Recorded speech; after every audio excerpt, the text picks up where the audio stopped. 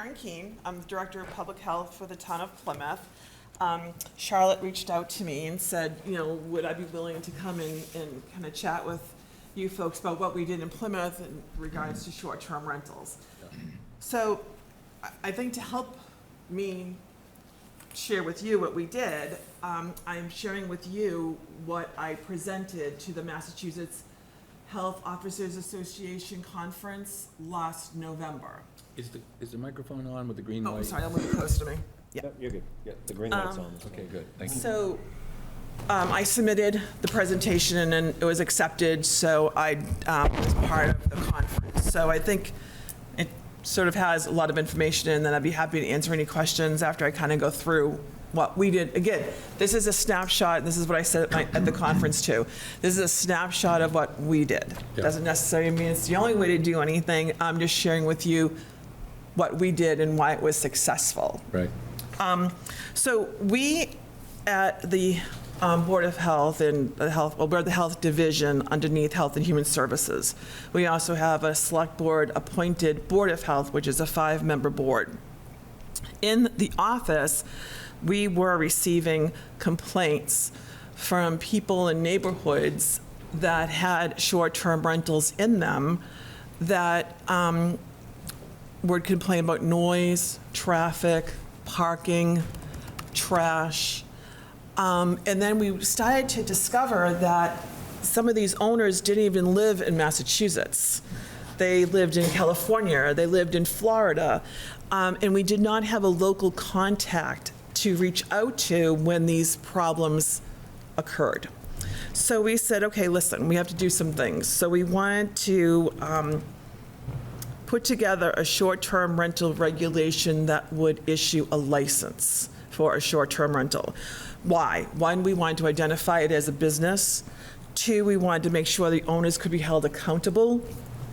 And 3, we wanted to make sure they didn't create a public nuisance. So then we said, okay, how are we going to do this? Well, we first defined what we thought a short-term rental was. And so we said that it's a rental of any residential unit or bedroom or bedrooms within a dwelling unit in exchange for monetary payment less than 31 days, rented for a period greater than 14 days total within a calendar year. And the occupant is any person occupying that unit or a bedroom within the dwelling unit for a duration of less than 31 consecutive days. So then, September 25th, 2019, we actually held a public hearing regarding short-term rentals. We posted it, we invited anyone from the community to come in. So we had people who owned short-term rentals, people from neighborhoods that were impacted by short-term rentals. We had the fire department, the police department, the building department, all sorts of departments join us at that open forum. So then we discussed it at regular Board of Health meetings. We, in December of 2019, had our second public hearing. People were, to say unpleased with what we were presenting would be a misnomer. They were very opposed to what we were suggesting that should happen. Now, at the time, that board in 2019 really wanted it to be the owner had to live in the same place that they were using as a short-term rental. So meaning if you wanted to rent out a room in your house, you had to live there. You couldn't own a home and then use it as a short-term rental unless you lived there yourself. Yeah. There's a lot of opposition to that, as you can imagine. Right. They also wanted to say that they could be inspected at any time, no matter who was there. There was opposition to that. So we took that feedback, and then in 2020, we had a final draft of what we thought would be a good short-term rental regulation. So then we said, you know what? Let's put together a committee that will also look at what we did and have some input directly from the community. So it consisted of 5 members. 2 were appointed by the Board of Health, 2 were appointed by the select board, and 1 was appointed by the town manager, and that became the short-term rental community. Well, then 2020 happened, and we all know what happened then. Budget. So everything froze because COVID came. Yep. We picked it back up in 2021. We looked at it again, and then in April of 2021, the Board of Health, with the short-term rental committee, voted on the final registration and also the affidavit documents that go with it, and we're going to talk about that in a second. Then we'll skip a couple. We voted, we come back, we go to legal. Legal comes back with a couple of changes. We talk about, in December of 2021, do we want to make it a bylaw, or do we want to keep it as a regulation? I'm sure you're all aware that if you do at least in Plymouth, if you do a bylaw, it has to go before a town meeting, where a regulation can be implemented by my department without having to go to town meeting. So we said, well, you know what, we're going to keep it as a regulation. May 2023, our third public hearing is done, and the Board of Health votes to accept the regulations with additional language to incorporate all relevant state and local laws and regulations. And then September 29th, 2023, the first short-term rental registration is submitted through our online permitting platform. So September 2023, that's when we start actually issuing it. And if you get to the page that says registration, if I passed all the calendar stuff, you're going to see that it's our registration form. So these are where we start talking about who you are as the owner. Where do you live? What's your phone number? What's your cell phone number? Who do you use? So we list as rental agent information. So who is local that we can contact if there's a problem with your property? Because you may not live here. You may live someplace else, but we need to have a local person who we can contact to say your trash needs to be picked up. There's a lot of noise at your location currently. There's too many cars, they're blocking traffic. There's an access problem for the fire trucks. I mean, whatever the case might be. We also said we have occupancy limits. We multiplied the number of bedrooms by 2. So if you have 4 bedrooms, your occupancy could be 8 people. This is if you're on a septic system. If you are on town sewer, then we allowed an additional 2 people to be added to that number. So if you're on a 4-bedroom house on town sewer, you could have 10 people in your short-term rental instead of 8 people with your septic system.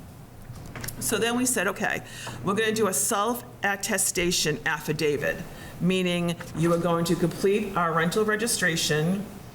You are going to get a Massachusetts registration certificate. You're going to share that with us because, I'm sure you all know, if you are short-term rental, you have to pay taxes to the state of Massachusetts through the Division of Revenue. So we need a copy to show us that you have done what you need to do. Your due diligence is done for the state of Massachusetts, and so we keep a copy of that. Then we also have good neighbor guidelines. You need to post phone numbers for police, fire, and public health within the rental, and you also have to post an emergency evacuation route. The short-term rental owner, we require that they maintain a register of the names of the primary renters and the total number of overnight occupants to be supplied upon request to the Plymouth Fire Department or other local authority. And the reason we put this in is when the fire department came to our open forums to talk to us, they really wanted to get a handle of how many people were supposed to be in that house.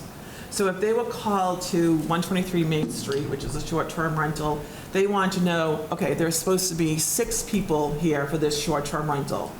And if they saw 25, they would know that there was an issue and they would contact my office. So they also have to fully comply with all relevant existing state, local laws, bylaws, and regulations. And then you'll see the list that we include. And it's a big list, but it's an important list.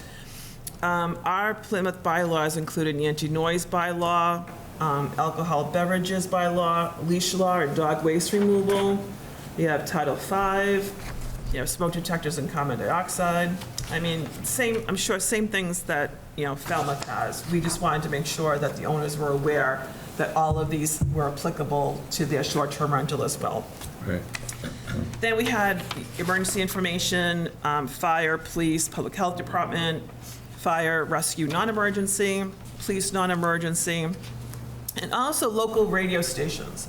So in case there was an emergency, that they would know where they could tune in for any emergency alert information on the radio stations, and also what the routes are.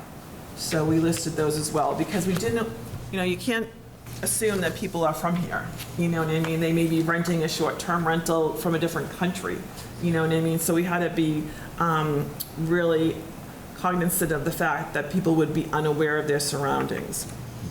And then there's also the short-term rental tenant, property owner, agent advisory. These would be lead, smoke detectors, septic system, and emergency information. So renters must be informed of parking requirements, meaning you cannot block the streets, the sidewalks, or shared driveway.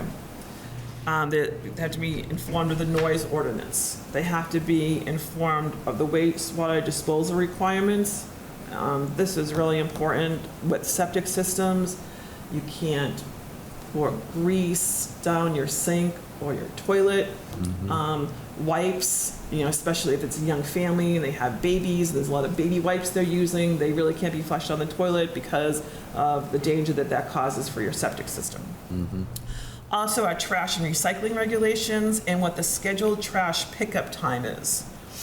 And if pets are allowed in your short-term rental, you must inform the renter of the leash law.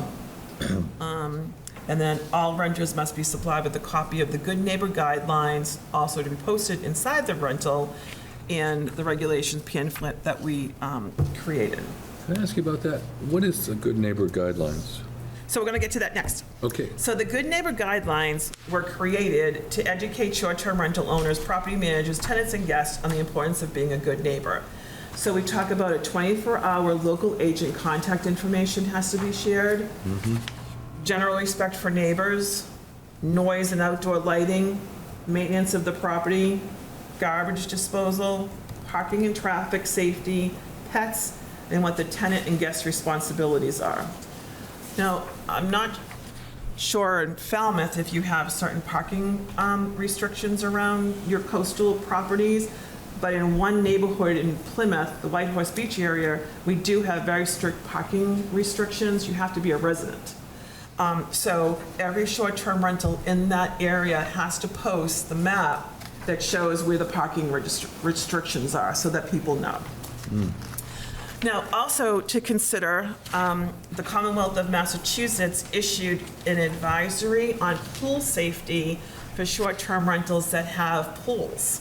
So I included that in your packet as well. And then you have to list, there are certain safety requirements that you have to post and things you have to have if you have a pool and you're utilizing a short-term rental. Rope lines with floats, you have to enclose it, there has to be a first aid kit. These are very similar to if you have a semi-public pool or a public pool. But because you are renting that to the public, the rules for your backyard pool change a little bit and morph into a semi-public pool situation. So that's why that's included. So that's basically what I kind of wanted to give you a brief overview on what we did and how we did it and why we did it in Plymouth. They pay $50 to register with us. They receive a certificate. They have to prove that they pump their septic systems every 3 years. If they're on town sewer, then they're on town sewer. That doesn't, really come into play. But if they have a septic system, they have to prove they pumped every 3 years. We do not inspect annually. That's not a requirement. We just reserve the right to inspect if we feel it's necessary. So I'll be happy to answer any questions about what we did, why we did it. Well, Charlotte tells me that when you spoke with her on the phone, you said that after you put this in place, You were surprised that it wasn't that much extra work. Is that true? That is 100% true. Yeah. Because it actually cut down on the complaints. because Oh. people knew now that they were on record, we knew who they were and where their short-term rentals were. And we took the Department of Revenue's list and compared it with who signed up to be on our list. And those that were on the Department of Revenue's list but weren't on ours, we sent letters to saying, hello, we recognize that you are listed as a short-term rental at this address through the Department of Revenue. You also need to be on our list as a short-term rental in Plymouth. Yeah. And then some of them said, oh, I sold that house a couple years ago. We had the people, Leslie Sandberg came from Provincetown where they have a short-term rental bylaw. And she explained the process that they did where they got a college program to, I don't know, students did a survey or something. How'd they get started? It was an economics division within Harvard University. Okay, yeah, that's right. It's the Donahue Institute, I think, at UMass, think that's actually. right. And they do a lot of, Oh. you probably know about Donahue Institute. They do a lot of studies for municipalities at reasonable cost. Didn't sound reasonable, but it's supposed to be. And then they found out that they only had about half as many as they thought they did. So that was surprising. So we might get the same result, we'll see. Yes, Tom? So actually, a bunch of questions, Sure. if I could, and we probably want to rotate. So I gather that if you rent for a period of less than 14 days total, you just don't come within the Correct. regulations. Right. And that was just sort of to allow and tolerate de minimis rental. Exactly. Right. Because you're not a business at that point. No, I get it, I get it completely. I just want to make sure I was reading it right. I gather your approach, as I'm hearing it, is a registration compliance approach. There are no restrictions on the type of owners or anything like that. I see you nodding your head. In the final product. Right, no, I get it, I get it. That was definitely discussed in the final product. And so, you know, your perspective, do you think the regulations have led to a pretty reasonable set of short-term rental activity where things are pretty controlled now, and the complaints, I think you said, are dropped down pretty much? Or do you hear any movement in town, there's still too much and we need to cut back in any way? Well, it's interesting. Before I did the presentation at the conference, I actually reached out to the members of the committee, the short-term rental committee, because when we formed that committee, there were two people in that committee that were dead set against it, and they were unit owners. They owned multiple properties in Plymouth, and they were dead set against this. It was horrific to them. So I reached out to them after this was all said and done, and I'm like, you want to make a comment? You know, when I'm in my presentation, would you like to, can I videotape you, and can you make a comment of how you think it went? So the two people that were really dead set against it said that it made their businesses smooth. It improved their business so much, they were thrilled to actually have it. Because now they have a way that they can say to the people renting their properties, we have rules here that you have to follow in my property. In the home that I own, that you're using, you have to follow a set of guidelines. And they, you know, one really, he was funny. He's like, I never thought I'd say this, but I'm really happy that we have this. Yeah, so it helped us because we had a person to go to. That's really what motivated us to do it. You know, we felt bad when people called us to say, no one picked up the trash across the street, you know, and we would look up the owner and they're in California. Right. You know, that was not a good thing to say to that person who's calling us, who's a Plymouth resident, saying, I need some assistance from you, and yet I have no one to go to because the guy in California doesn't really care that his trash didn't get picked up. Right. You got to call the people back and say, you mind picking it up yourself? Right, exactly. So knowing that we have that person that they list with us, that we can contact who's local, made a world of difference. Yeah. And so you don't limit the number of units a person can have, No, right? no, people have multiple, And only $50, yeah. so you didn't need the revenue either, because there's nothing to manage?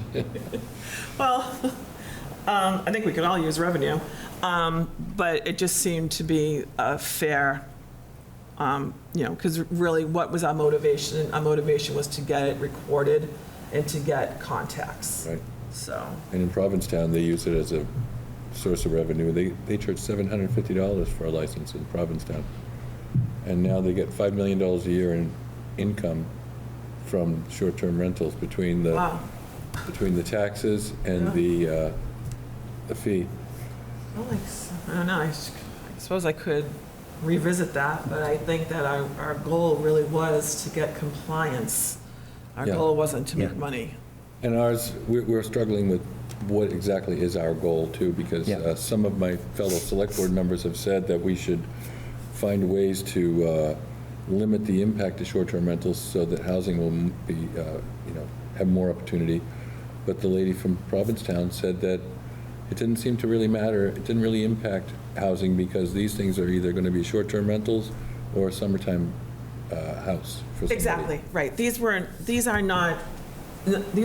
are not meant for long-term rentals. Yeah. That's not what their focus is. Some of them have left and become long-term rentals because they're finding that there were people that were interested in renting their homes and they like to have the home rented for a year at a time. Yeah. So people have left the short-term rental program and have gone into full-time renting of their homes. But the short-term rentals were never part of that housing market anyway. Yeah. And so we're going to talk tonight about our objectives, but I'm leaning less towards reducing the total number of them as much as getting some revenue from them and making it, it should be an expense. Yes, I have a Liz? question. Is the registration deadline, is it a rolling registration, or do you have a set? Once they signed up with us, they went into our software program, so it's an automatic renewal every year. So they get a renewal notice sent to their email address that it's time to pay their renewal fee, and then they would renew. It's the same $50. But that initial registration doesn't have to happen by January 1st, it's just, Well, we did set a date, but of Okay. course we were flexible. We were flexible on the date because it was brand new. So Yeah. of course it was a lot of education and letting folks know this existed and that, what was necessary. So that's why that DOR list was important, because we could actually see what we were missing. Because if you're putting your property on any of like VRBO or Airbnb or anything like that, you're paying taxes to the state of Massachusetts, so Where your guests are, somebody is, yeah. yeah.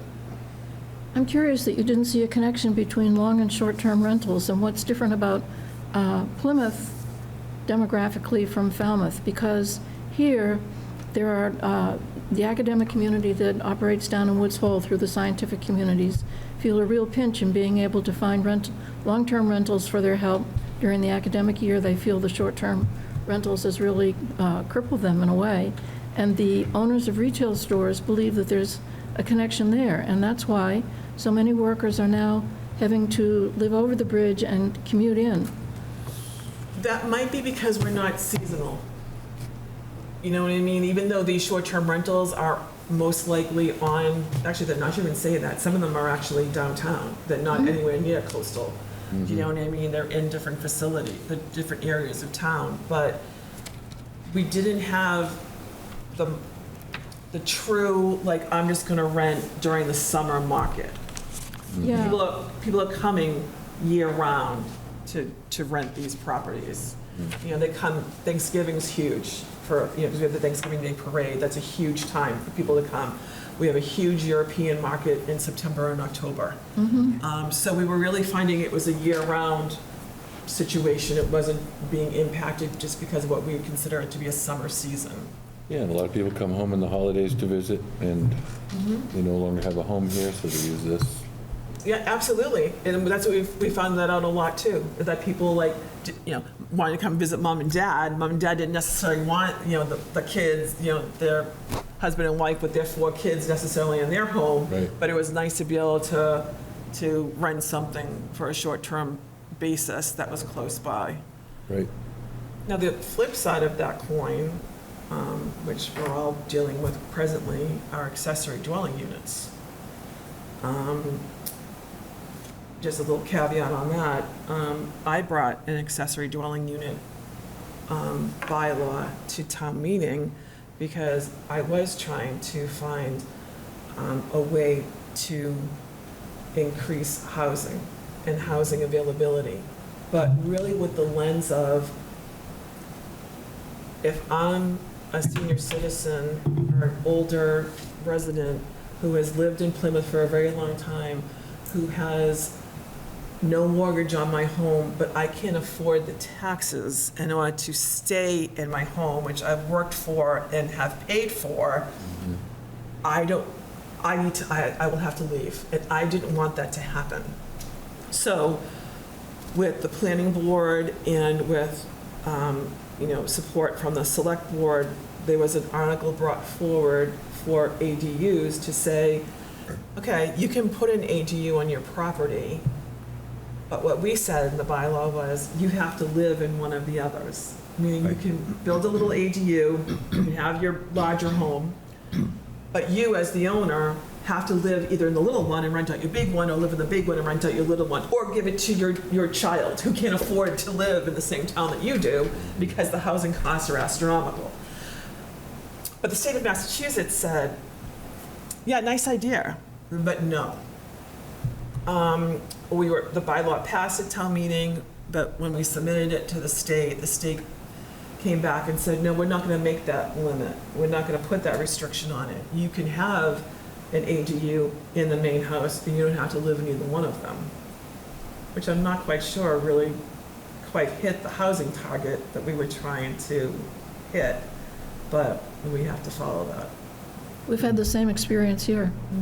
We had our ADU law several years before the state took its recent action, and now, and our ADUs in addition were limited to 600 square feet, now it's 900, which won't make that much of a difference anyway, but it's the not owner occupied, so it creates the unsupervised situation that we're trying to avoid with short-term rentals. Right.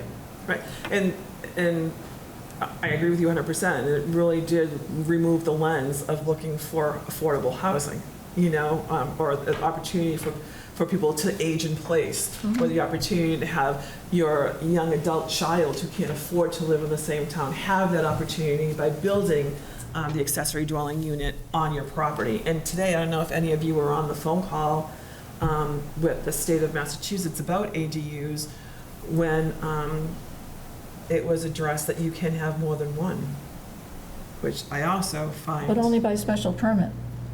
Well, if. First one is by right. After that, you have to come to your own planning board. But you cannot make it, how they put it? It cannot be. Unreasonably denied. Yes. Yeah, we're looking at it really closely. I know. You don't have to adopt them. No, you don't. Here, you do have to adopt the You do? ADU one. Oh, the ADU you have to. It's already a law. It's beyond adoption. It's landed. Yeah, it's Well, here. that's because we went to town meeting and accepted it, right? No. We went to No. town Oh, that's meeting overruling? to change our own Yeah, we were bylaw to reflect the changes the state had already made. We were more restrictive. Oh, okay. Yeah, we were trying to Right. kind of like preempt it and put in restrictions that we wanted to see in Plymouth, like the owner occupied part of it. We said it could be 900 square feet or half of the main house, whichever was smaller, Right. so these things were changed by the state of Massachusetts. Right, well, we'll all have to live with that. And we'll see how many people could actually afford to put up more than one ADU on their property or even want to. A concern that we had when we started out on this, we have to do something about short-term rentals, was corporate ownership. And actually, it was important, we felt, to avoid it because of the experience in large communities, cities, in fact, have had more trouble with it than anything else, big resort communities. Corporations coming in and buying up whole streets, and suddenly it's not a residential area at all, it's a transient area, and it changes things. So we thought it'd be important to restrict ownership, to not allow corporate ownership. Was that at all discussed in Plymouth? Not through that lens, like what you're saying. What we looked at the corporate ownership was we wanted someone local. That was more important to us. We wanted to say, you know, if you had, and someone, one of the owners in Plymouth owns 12 homes, and they're all used as short-term rental properties. We're lucky he lives in Plymouth, so he's good, we can reach him. But there are others that are owned by corporations or LLCs, so faceless people, you know, that you don't know them, you can't reach out to them, and that's why it was so important for us to have them register and give us that local person. Who is the person we can contact that lives in Plymouth or within an abutting town? Yeah, your definitions are really very solid. I thought, I admire them tremendously. Weren't you concerned that you would have transient neighborhoods if you allow that many? So far, it hasn't happened, it's been in place for 2 years, so. You don't get as much tourism probably as we do. Oh, sorry, Tom, go ahead. No, I didn't want to shut Charlotte off. I just have a few more questions, so Okay. I'll let her finish. Oh, no, go ahead. I really was very interested on the self-attestation affidavit. First of all, I assume there's some range of penalties and fines, et cetera, and I'm sure it's not non-criminal, et cetera. On the self-attestation, I'm just curious, is there any indication that false information would be subject to penalties? I don't know for sure if that's in the rules and regs or not, Yeah, it's not there. no. But I guess we wouldn't need to even address that because we verify with the Department of Revenue list. And if you're lying to the Department of Revenue, then you have much bigger issues than lying to the town of Okay, Plymouth. very helpful. Let's see. So you have page 24, an example of emergency information. Is that posted at the house? I wasn't. Yes, Okay, that is required to be posted at the house. Most of them are putting them either on the refrigerator or they put it in like a sheet protectors and put it somewhere where they, they can see. So, last question. I love the idea of that, I forget what page it is, it's towards the end. Renters must be informed of various things. Is it okay in your mind that it just goes in a booklet? Because to me, those booklets just are in a drawer or they're on the table, no one looks at it. Or does anyone have to sign and say, I've been informed of the following, the renter has to sign that? No, the owner does. The owner has to sign that they're aware of all of these applicable bylaws that are applied to their short-term rental and that they'll at least put this information in their home that's accessible to the people that are Okay, got renting it, it. got it. Like that's, like part of that is the septic has to be pumped every 3 years. So that's not something that the short-term rental renter is going to do, but the owner would be responsible for. No, but like the parking requirements, noise ordinances, things like that, where you say the renters have to be informed. This is great. This just really appreciate it. Do you use any kind of outside services to manage it, like Granicus or GovUS? Or? It's us. I was particularly struck by that when we talked about it, because we have a health department that I think is about your size. Scott, I'm not sure this is true. How many people in your health department? There are Karen? 4, 4, and and we have 65,000 residents.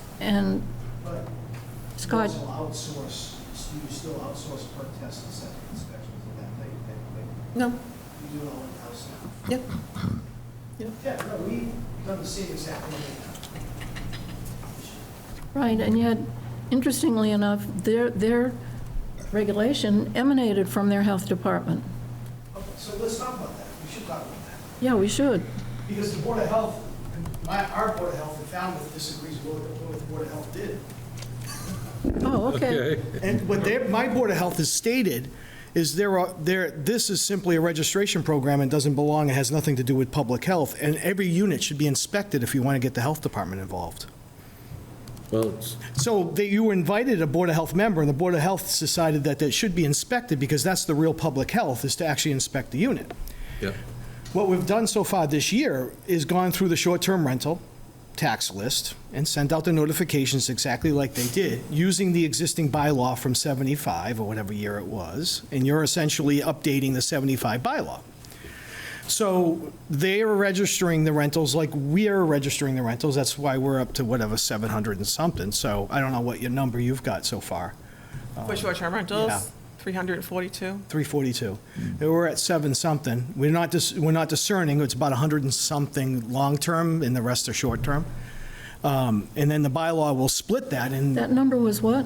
it's in the 700s that we've Yeah. issued. Yeah. About 815 have applied, but sometimes you have people apply and you can never get a hold of them again. So that's all duplicates and things like that. So if I run a report, I think we've issued 733, with 600 and something of them being short-term and 100 and something being long-term. So we're not far off at all. Right. Now, their Board of Health made a regulation. My Board of Health was said, we'd absolutely make a regulation, but they're being inspected. Now, Karen would agree with me, that changes everything at a health department. Issuing a rental registration, looking at our Permitize, you use Permitize or do you use a different software like OpenGov? OpenGov. OpenGov and 6 and 1 half dozen another, right? They're both permitting software. So right now, we look at and we have the forms. Now, if your final product adds more paperwork, they would just attach more paperwork, an affidavit or whatever it happens to be. That's not going to change the amount of time it takes to issue a permit. It still takes a few minutes. The inspection's a whole nother ballgame, because that would require staff to go out and inspect. That's why the board differs from Plymouth's board, is that registration is not public health. Registration is essentially just that. And the public health... I disagree. I would, Well, this came from the board, not from the agent.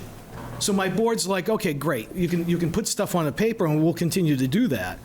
But where they really say that the rubber meets the road is, does the locks work, screens work, did you check the smoke detectors, is the hot water running correctly? Now, as a health agent, I need, and you would need, multiple people to go, because you're not only going to net gain, how many inspections can you do in a day, and how many pass, and how many do you have to go back to? Half dozen, right? You're going to get through 10, and then you're only going to get through, so the board, when they were invited to be on your committee, that's the decision that they made, that they would be involved if you can have an inspection component. Now, I would never be able to do it manually. I would think it'd be some sort of rotating every 3 years or we have something an like that. inspection component as well, but it's a complaint driven. Oh, as we do We're too. not proactive. Like, we don't Yeah. require that every single person who registers with us. But the reason why, and I think it's important to realize that this came from the health division and the Board of Health, was because we handle the abated nuisance complaints. So when people were upset because of parking and trash and noise, those were coming to our office. So in a way to help with that, and that's why it was in our office, because we were getting the complaints in our office. So let me ask, so you register them and you get a complaint you'll always get those complaints on a Monday about the noise on a Saturday. What do you do with a complaint like that? We haven't had a complaint in over a year. Well, okay, so if you got a complaint Monday about noise and I parking reach on out to the Saturday. local contact. Everyone has to have a local contact. So if it's the owner and he lives in Plymouth or the surrounding area, I reach out to him. If it's a person who they use as the manager, then I reach out to them to let them know that there was a complaint, a noise complaint at that property. They've been put on notice. And then, So that's where I was wondering. So you've accepted the complaint as a violation in that point? no, I just said put on notice. Nothing- Because that's the hard part. Like that, to me, I'm an inspector that wants to go out and verify. So where we have trouble is if somebody's complaining about parking, I need to see that the parking's been violated. But you or the can't noise is- you can't be, even if you wanted to do Right, that. so while you we- can't do 24/7. Correct, and so that's where the issue I have is we most certainly can contact, as we do, we'd contact the owner At this point, we contact the owner of record. We wouldn't have the entity locally. That's one of the first versions of your bylaw, and I'm assuming you're probably going to keep it, that we would definitely say, we've received a violation. It's just when the neighbor wants results and corrections, we couldn't cite them without actually finding the violation. So you're not citing them as a violation. You're saying we just received it on such and such a date at such and such. Well, I guess it all depends what your end game is. Like, what is your motivator, and what do you want your result to be? Our result was, we wanted to make sure we had someone to contact so that these issues wouldn't occur. So, meaning if there was a trash complaint was coming into us, we wanted to be able to reach out to someone to say, remove the trash. Yeah. I'm not motivated by saying, here's your site, I'm going to cite you. What I'm motivated by is getting it done. So Right, yeah, right. here is your trash needs to be picked up. So go out to 123 Main Street and pick up your trash, and and then follow up with it. Which we do, which we're currently doing in Falmouth. So Scott, I recall when we held our hearings last year in the spring, one of the things you felt very strongly about and kept coming back to was, under the current rules in town, you can't actually go in and inspect. And it's very annoying that you cannot do that. So, to you and to the health of the town. So I assumed inspection would be part of whatever we do. Maybe that won't turn out to be true. an inspection would Assumption I have. So an inspection can only occur in two ways. We're invited in by the occupant, and that's normally how we would do a housing inspection. Somebody's complaining, we go out and do it with the occupant. Short terms are a little trickier because by the time we usually get the complaints, the occupant is flipped, okay?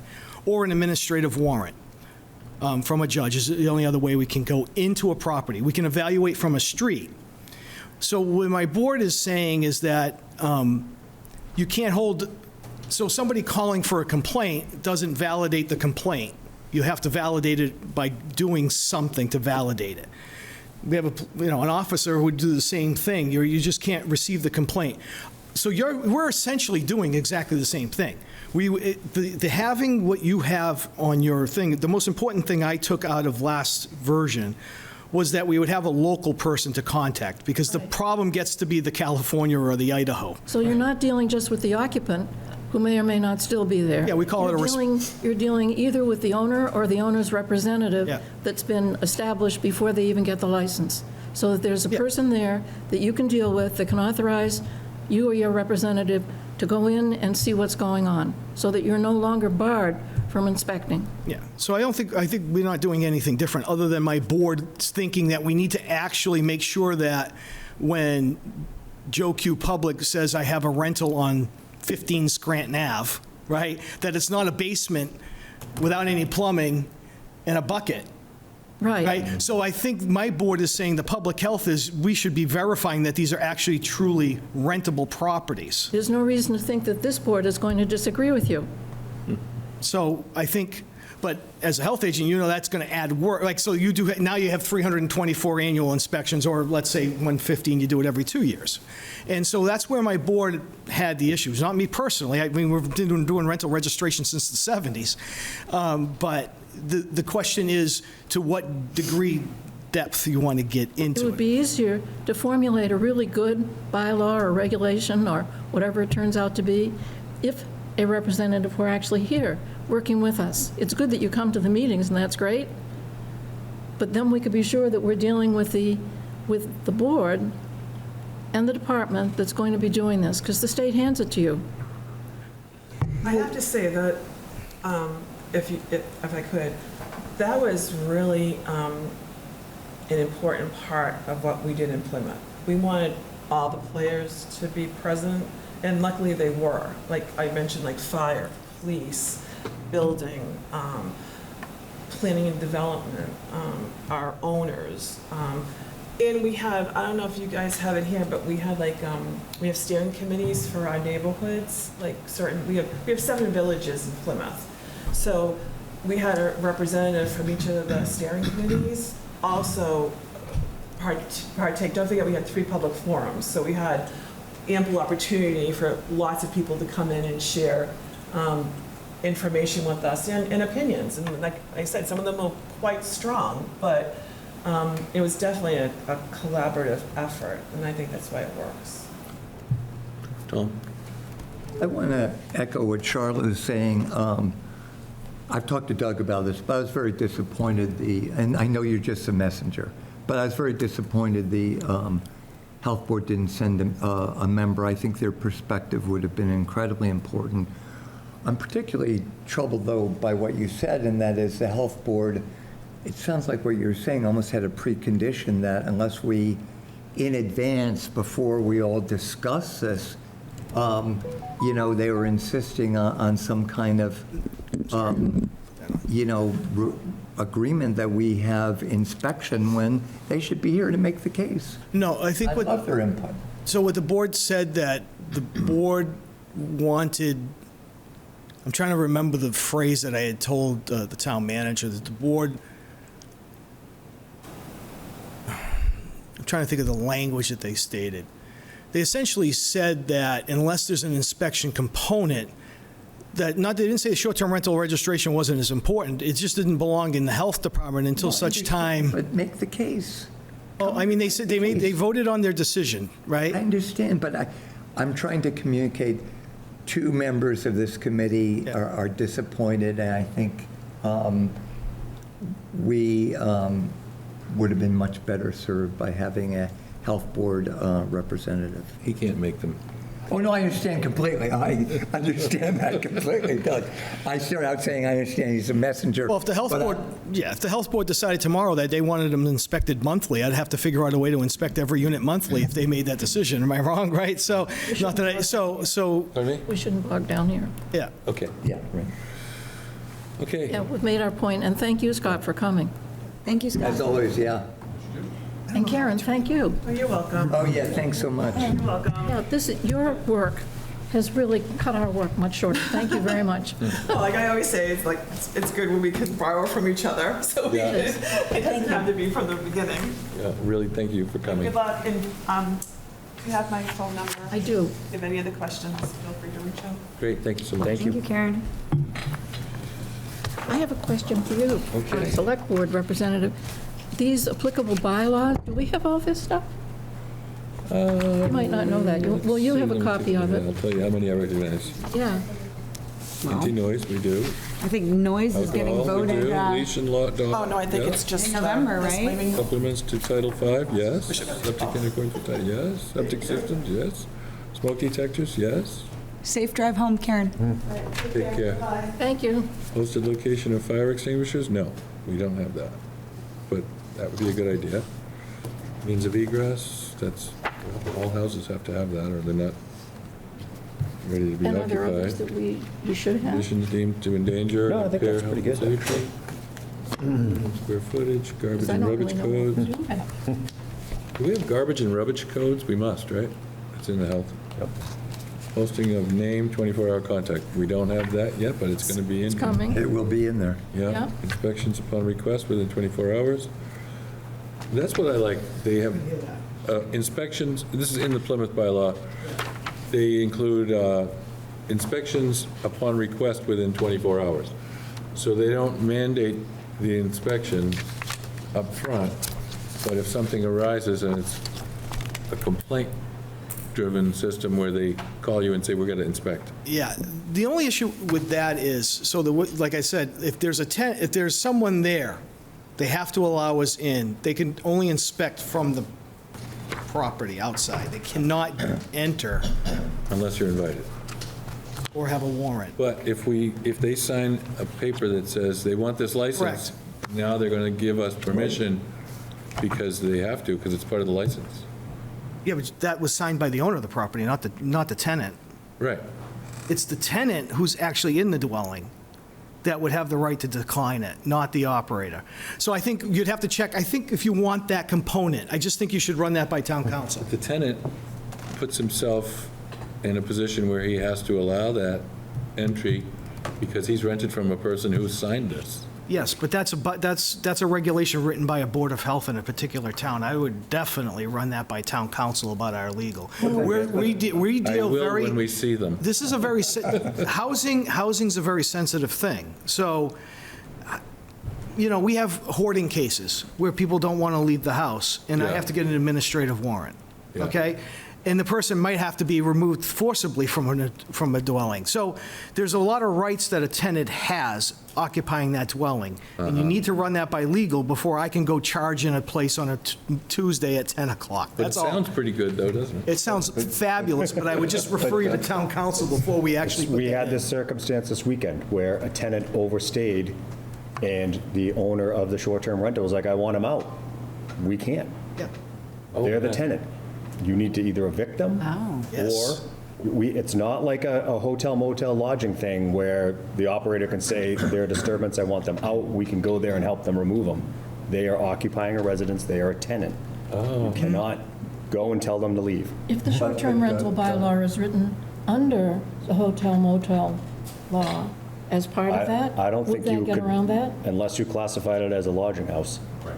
I think you want to just tag that. Looking at you.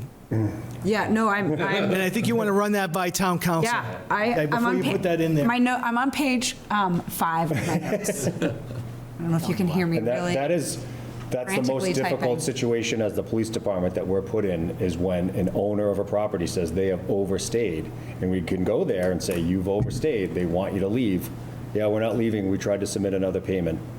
There's nothing at that point that we can really do. Actually, this came up Monday night in the joint meeting of the planning board and the select board. Yes. And it was raised by a member of the planning board to say that we should really take a look at the squatters, I don't remember what he called it, it was a squatters bylaw of some sort that's been passed in Boston, I think he said, so that landlords would have more rights than they have now, because now the tenant has all the rights. And I know that from having been a landlord in Boston, it's just true. Yeah.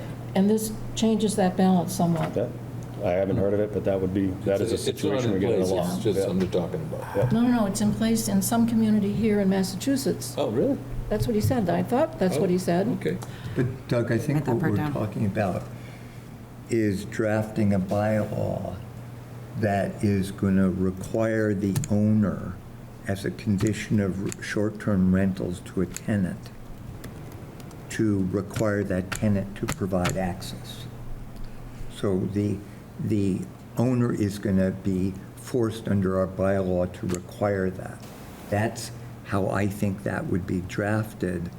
Obviously, it's up to town council. I'm not a land Right. attorney. If it but- turns out that we can put that condition, then you're right. It would fall to the owner to tell the tenant, but that's likely to fall through the cracks because they're not going to really want to tell them that, welcome to my short-term rental, and you might have to have an inspection in the middle of your stay, unexpectedly. But you're right, Well, I that's mean, how it- it's probably have to go. I think that's, the inspection is if you are failing to follow the rules, Yeah. and I think that that's a way to phrase it where you might very well end up driving away people to rent that short-term rental who maybe that owner wouldn't have wanted them there anyway. Could be. I mean, if I was owning and operating a short-term rental and someone was considering booking mine and they read that one of my requirements is if there is a complaint based on your behavior, you are required to allow access if that's legally allowed. Yes. Just from my mindset is as the owner of that unit, I wouldn't want that tenant to stay there if they have a problem with that, because that tells me, it gives me a sense of how are they going to take care of my property when they're occupying it. Right. And, when I used to rent my larger house and I'd have bigger groups, I was really, really careful. With the little small cottage, it's not so dangerous, but with the big 2.5-story Cape with 4 bedrooms, Yeah, you I can was get a very really, careful very good about party going there. how I screened them. And if it was a young person, and especially if they're from Massachusetts, you got to be careful because you rented somebody from Boston, it's only an hour's drive. Come on down, the party's on the Cape. You got know? it, yeah. So if that was legal, what you said, Yep. then everybody who did long-term rental would put that clause in their renter's agreement and say, hey, look, if anybody gets a complaint, so what I'm saying is I really highly doubt, Yeah. knowing enough about that you can put that into your bylaw. Well, I So have it in try. my leases with my. That I can long-term come in at year-round. any time into your unit? Oh, that I You can come in. You can come in, yes. I can. There's a legal precedent, you have that, you already have that in the state law, you have that, I think it's 24 hours, if I remember Yeah. correctly, is it? The owner Yeah, can. yeah. As the owner of the property, you have to give 24 hours notice, yeah, absolutely. What about an owner's representative?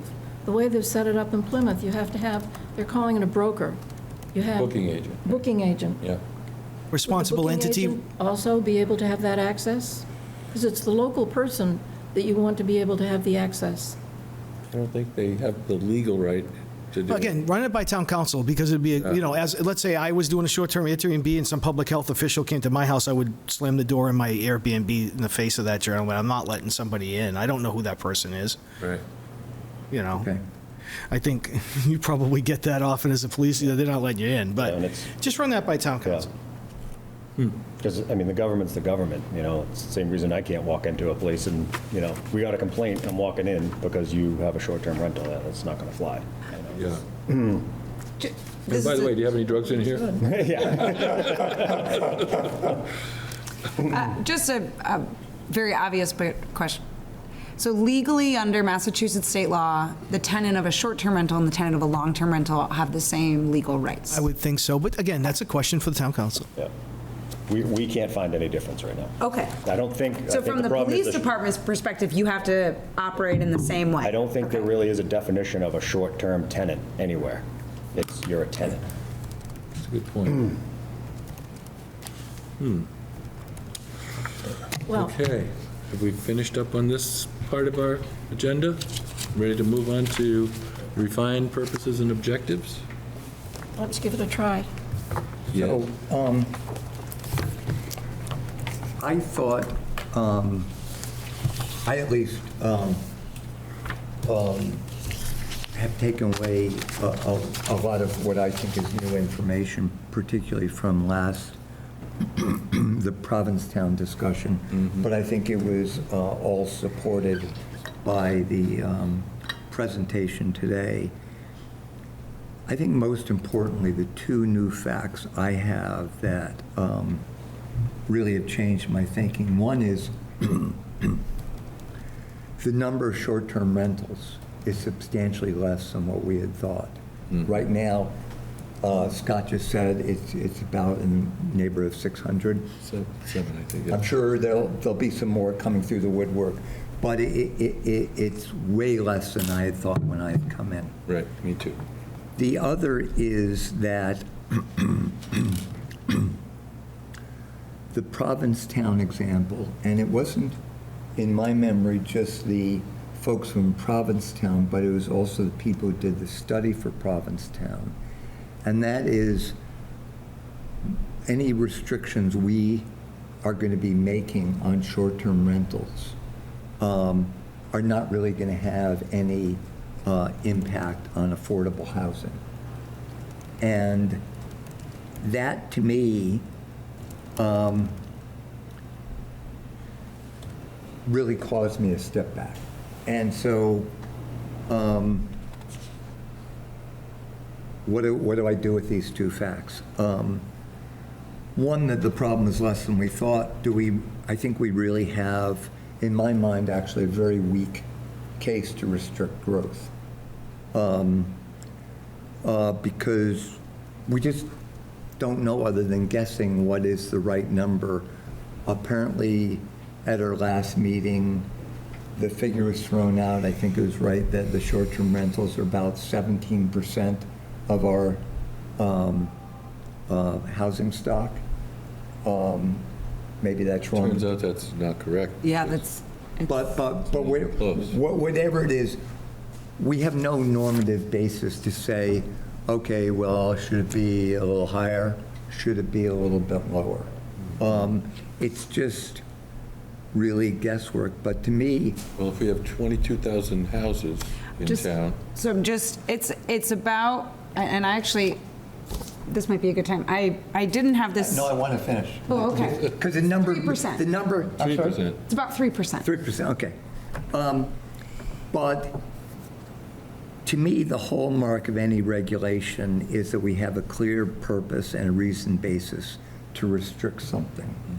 And I think we've lost one of those prongs, and that's helping affordable housing.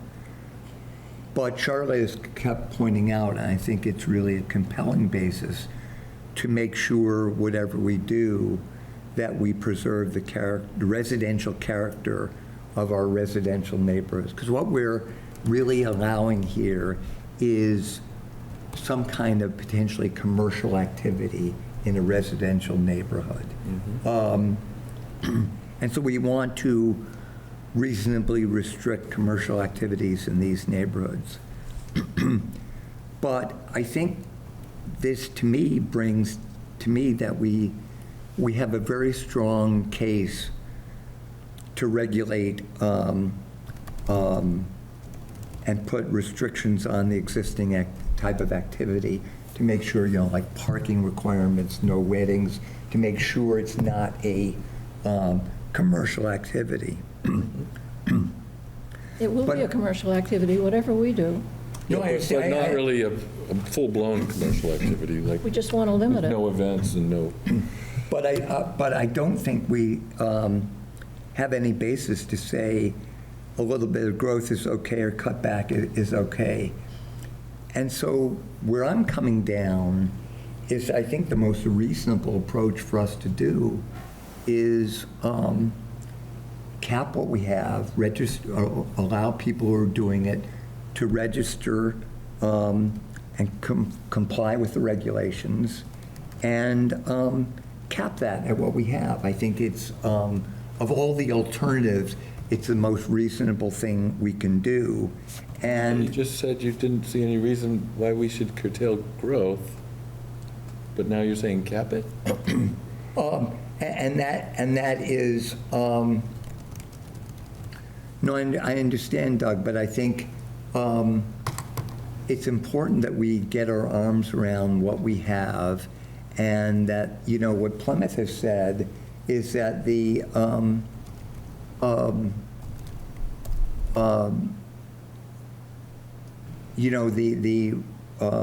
reason that the reasonable activity that they're doing, it's happening reasonably. I think, it could be another approach that we just have a sort of registration-only requirement.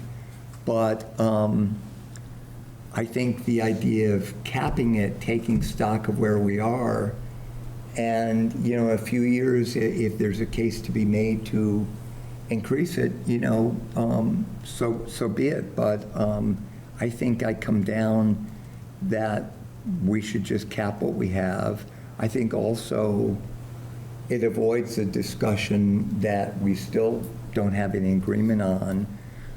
I think the idea of restricting the type of ownership, I'll say it again, is both over-inclusive in that whether it's corporations, LLCs, or whatever, is going to restrict what can be reasonable activity if they follow the regulations.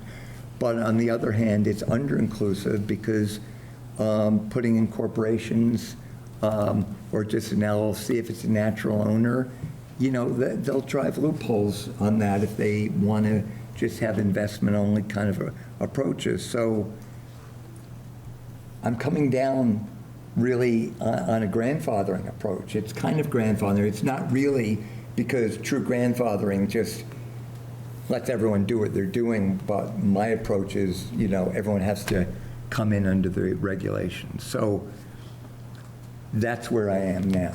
So you're in agreement with Bob Ament. I am against capping. It creates a taxi medallion situation where anybody who's under the cap, they now have something of value, and people are just going to start sneaking it. So it works against us trying to register something. What we're trying to do, I believe, is find out where they are, get them registered. If you're going to do it, run it reasonably, and have a reasonable way for us to police that, for lack of another word, to make sure that it's possible for the health department to handle this, that we're asking reasonable things, and it will meet our objectives. I like your idea that I thought we adopted for this meeting, that we look through our objectives and be sure that we're in agreement about the objectives, and then we have something to line up with, rather than jumping to a solution like capping.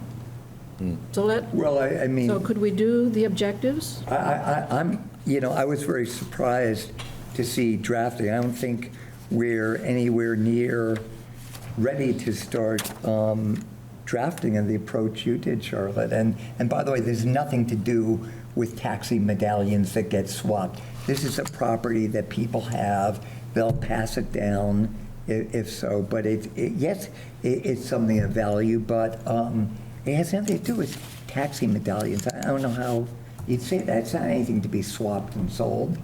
Yeah, taxi medallions are something of value, and they're sold for $250,000. But that's not anything. I don't want to argue But it's not, analogies you and know, metaphors with you. What I'd like to do is look at the objectives and see if we can go from there. I'm You not seem to ready think we need to review our draft. I objectives, think and we should. It's getting a consensus of what's the overall approach to regulating that we want? Do we want to restrict? I understand, you came down against capping, but, do we like the Plymouth approach of just, more of a pure, just regulate the activity? I think we need to be in a better consensus before we start drafting. Liz? I wanted to just, I'm also, I got into this as a part of trying to restrict, right? That was this group, and almost 2 years ago now, we thought there are way too many short-term rentals, and we're going to try and do something about it. And after learning more and hearing from Leslie, I'm no longer convinced that that needs to be part of what we're doing. And I think, you referenced the connection to affordable housing. And I think that that connection, while it may seem like a logical connection, doesn't appear to exist in reality. I think the connection has to potentially do with the idea of maybe generating revenue, which is a later on discussion when we talk about a fee. I would argue also against capping, especially thinking about the lack of change in Provincetown's numbers when they attempted a restriction. They didn't cap, right? They restricted per person. But they still saw for 3 years that essentially they had the same number of operators operating. I think that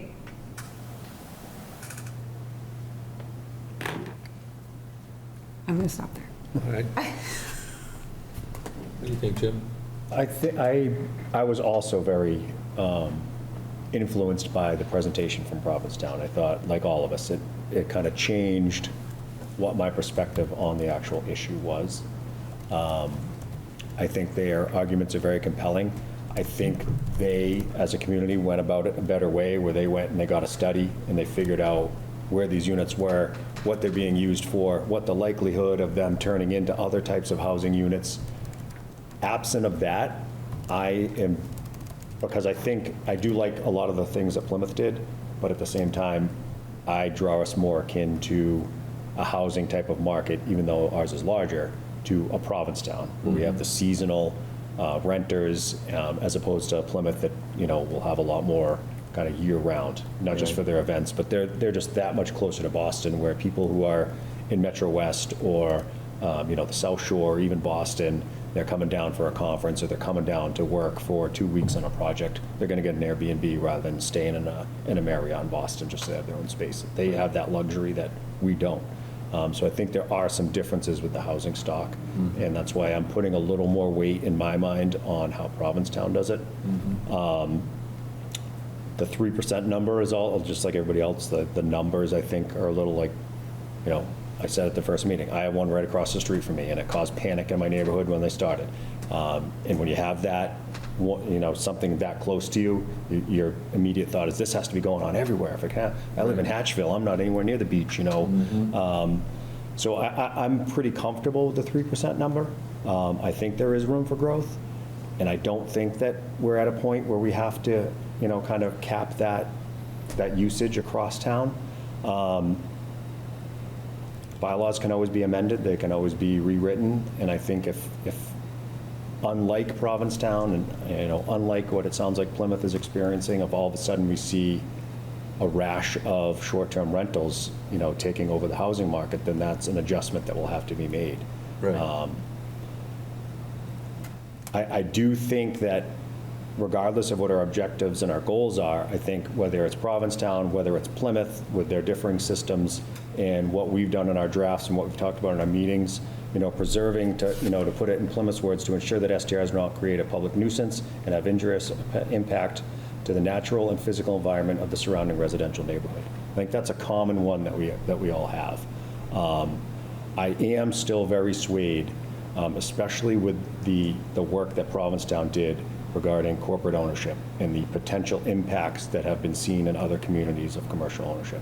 And I'm also swayed by limiting, and I'm not committed to a number, but limiting the amount of units that a single owner can maintain in the town. I think that is how we can build in kind of that limiting kind of language without putting a flat number or a percentage or anything like that, and still maintain that goal of preserving the character of the neighborhoods in town.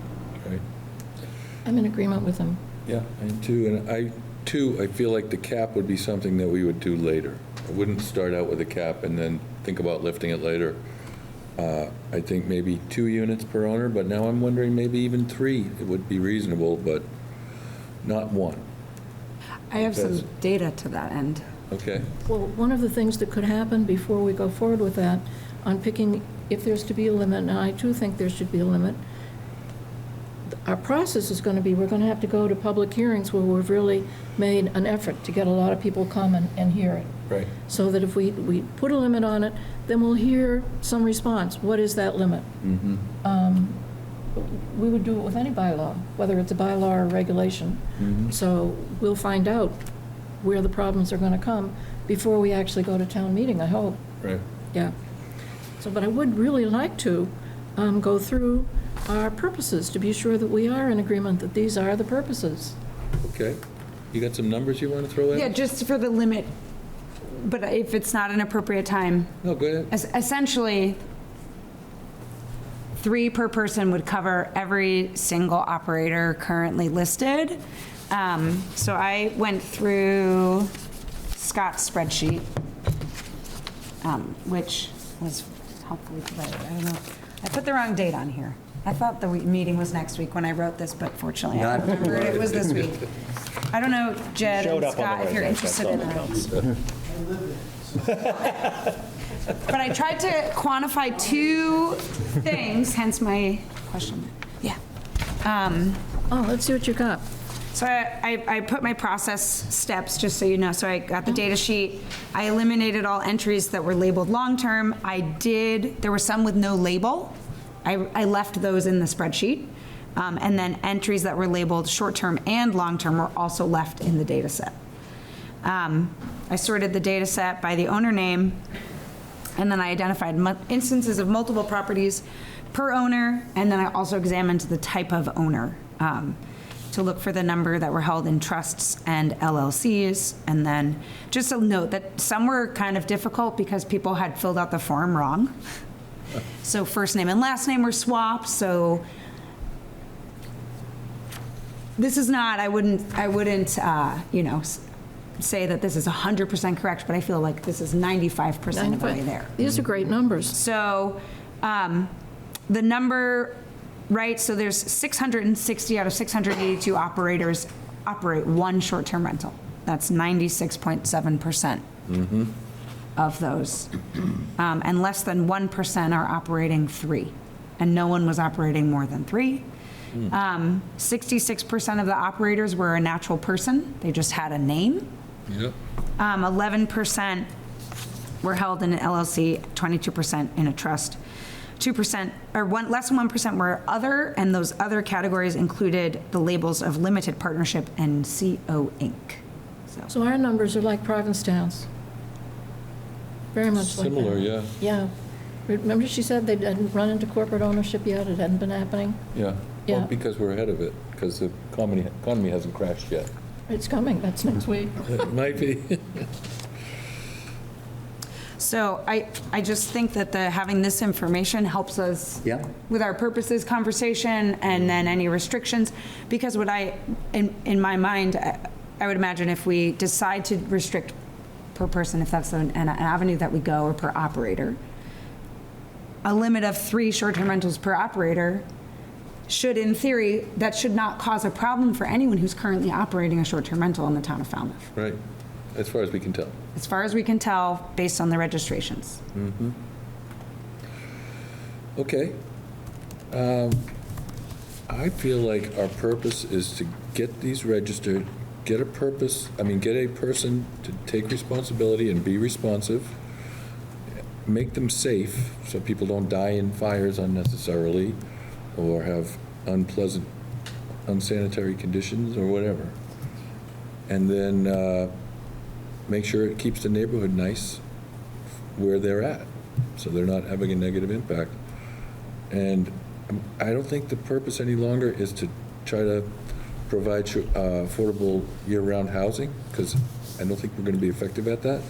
I think we should just manage these professionally and effectively and make them safe. That's the main objective. And if we want to do anything about affordable housing, then the fee for it should be increased to maybe used to go to the Affordable Housing Fund,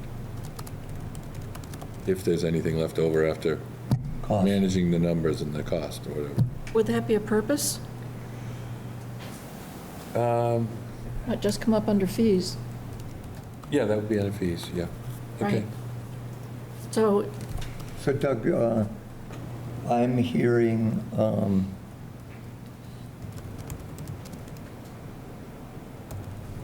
and it's a lot of what I talked about, and that is make sure we register to make sure things are reasonable activities, so it's not a commercial-looking activity.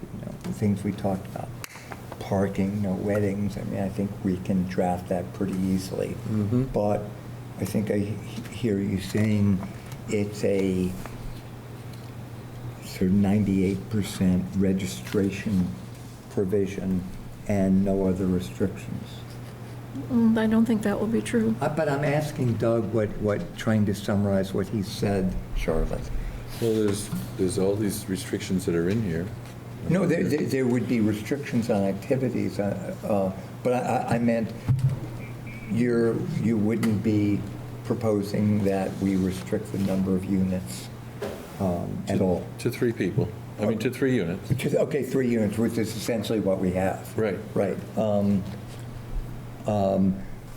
But do I hear, would you have any restrictions on the type of ownership? I would still keep the language about excluding regular corporations. And I know you think it's problematic, but I'd still like to keep it in there. And if somebody wants to test the law, I guess we'll find out, but what Jim said about how you can't take them to court, that's problematic. So, and we don't see any of it here, so we're not excluding anybody that's already doing it, as far as we can tell. Maybe 1 or 2, but they maybe have to change the way they've got their property listed, but LLCs are okay, and as long as there's a person that's, I have an LLC for my construction business, but it's me, I'm still a sole proprietor, and I'm still responsible for everything that business does. And Right. Call me on the phone, and if my job is causing a problem in the neighborhood, I'm right there to fix it. But, again, Doug, I'm just trying to reframe where I think your head is at. Yep. I think that's it. So do we sort of have an agreement on the Well, it purpose? looks like it. As we look across the purposes that we had proposed last year, except for not really specifying that we have a purpose to protect the residential character of Falmouth neighborhoods, we Which is had a good covered thing to add, yep. the others. I'm sorry, Charlotte, I missed what you just said. We were just reflecting on, Yeah, okay. does the purpose statement reflect what we just said? And You'll recall that when Doug started this at our first meeting, that we were going to work from, as an outline, we were going to use the thing that failed town meeting last year. Right, yeah, we all agree on that, yeah. Well, it Right, didn't so fail, it just failed here, to get this there. column, this is what was No, in that. got it, yeah. So you said it's too soon to draft? It's really not, because we had a draft to work with, and now we're correcting it, in effect, by what we've learned since. Well, as far as Move I'm- along faster than that. So as far as I'm concerned, I think what was in the, I'll call it the existing draft, but including maybe number one, protecting the residential character of Falmouth neighborhoods, I think, that's, we captured it all. I don't understand why we're changing, what the changes are on the right-hand side you're doing. These are other ways of doing it. They're not suggested changes. They're thoughts that we could or could not include. Well, first of all, as a consensus, I hope we all agree that a purpose to protect the residential character of Falmouth neighborhoods, we all agree to include that. Definitely. Yes. Yeah. I like all of these in the revised. It doesn't take anything away from our previous draft. It just restates adds, it. It restates it and adds more to it, especially like Plymouth's lengthy and clear definitions. So I appreciate adding all those. So I haven't, looked at one versus the other to be able to comment. Okay. And also, I don't understand the purpose of having separate purposes for licenses. Either it's a purpose up above, but I don't understand why a separate category I didn't understand that at all.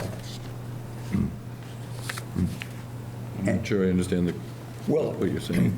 If we're having purposes, we've divided into two categories, purpose up above, then we have 6, but then we have licenses are 3 main purposes. Well, it's either these things are the purpose of our regulation or it isn't, but separating out different purposes for our licenses just doesn't make any sense to me.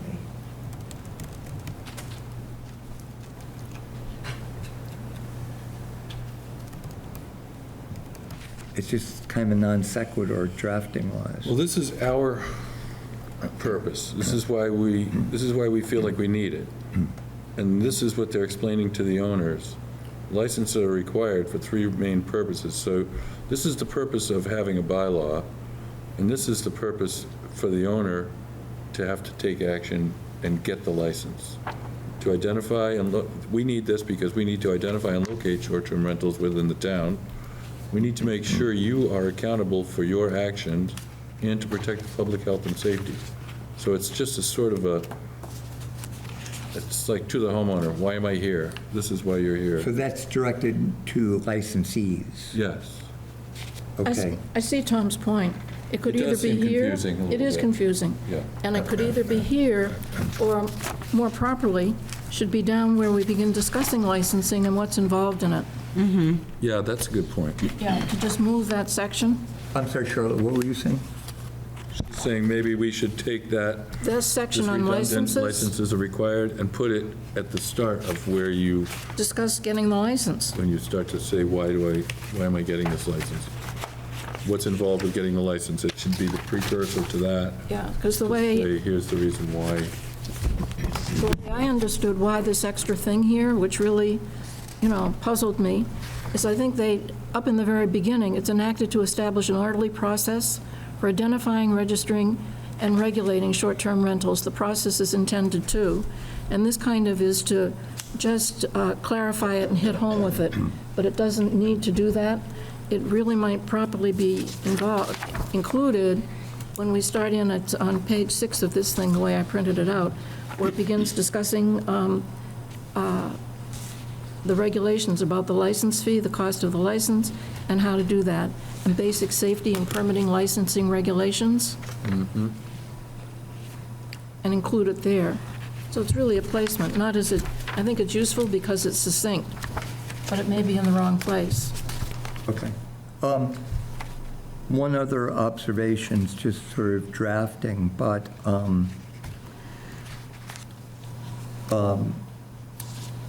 I didn't like the introductory language where the bylaw is enacted to establish an orderly process. I think what we should have is the bylaw is enacted to, and then number one, establish an orderly process, to present the residential character, but having the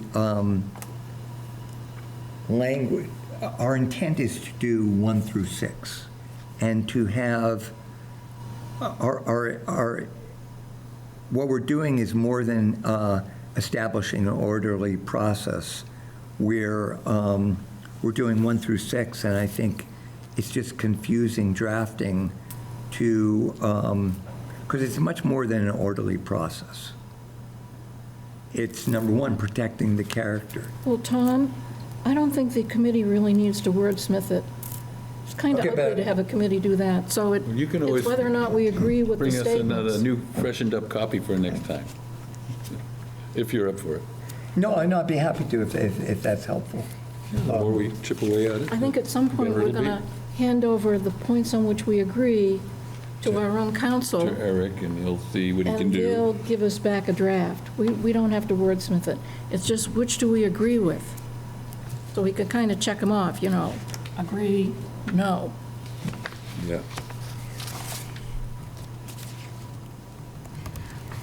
My understanding is that we're agreeing, I heard that we would strike from the right column here, the proposed purpose, the proposed 2025. Number 6 has been struck, Right. right? Inhibit further reduction of the stock of affordable year-round rentals, Right. because we don't see, we don't there's no see- evidence for that connection. There's no way we're going to be effective at it anyway. I will give you an example, though. If we regulated it to a point where these things were removed from ability to have, say we didn't make this short-term rental thing, and courts ruled against it, and all of a sudden, all the short-term rentals in Falmouth went away, we would have more year-round housing. So there would be some effect if we eliminated it. Yeah, and it could be there's been no effect so far, but it's very short term that those have been in. But then there's also the effect of, what are we going to do to those people's personal economy? 660 people in town, all of a sudden are out of all that income of whatever they, who knows what there's going on with their lives, but it's a pretty big impact, Yeah? so. I could get by without it, but I don't know. Yeah, I'm not everybody sure we else. want to give up on it. Might be early Yeah, six. days. Yeah, And I 6 is do, I it. do think that the provisions preventing corporate ownership would, based on what Provincetown was saying, have an impact if you started getting corporate ownership that was buying up properties and pulling them out of stock. And that's what happens when the economy's really down. Yes. So, I mean, there are provisions in here to do it, and it was one of our initial purposes. Right. It was my first reason to ask the Yeah. planning board to get- take it up in the first place. Yep. Right. And so on the left-hand column, to retain number 6, and I think that getting rid of 7 on inhibiting the reduction, it's early days on that. It doesn't do any harm. Well, I have that as 6, inhibit this. Well, She's looking at the left. it's She's like, 7 Oh, I or- see. yeah. Oh, I see. But whatever it is, it's to keep it, Yeah. because it is an intent, whether it's panned out or not. I like the authority. It's, I mean, the one that we had in ours is probably sufficient, but this one is more at length, so, I mean, it seems like it's probably better if it's more lengthy, Okay. more defined. Well, that'd be up to Maura and, Yeah. I'm sorry, I've forgotten his name already. Brian? Brian. Eric. Oh, Eric, excuse me, right. And- Brian was the old guy. Yeah, right. Gone. I saw him at the courthouse. Doug, do we, have an okay that town council will draft this, or? She drafted the first one. Right, no, I understand, but if you remember, he made some comment that he wouldn't do the drafting, and, Well, we'll see. yeah, okay, all right. I think his idea was that he's not there to help us with the policy. He's there to help us with the draft. That Right. was Mara's position. And to make sure we just don't go astray of the law as we Yeah. deliberate and make rules that are going to impact people's financial assets. Does everybody like the expanded definitions? We kind of just stole everything Plymouth did. Well, because they had included more kinds of people. Right. And it seems to me that we would need those kinds of people to Yeah, be so- sure that we have a local person to deal immediately with a problem. The only one we didn't think about or talk about previously was the non-conforming wastewater disposal system. It's Yeah, I have interesting no that they idea. specifically called that out. So I was frankly confused about all the definitions.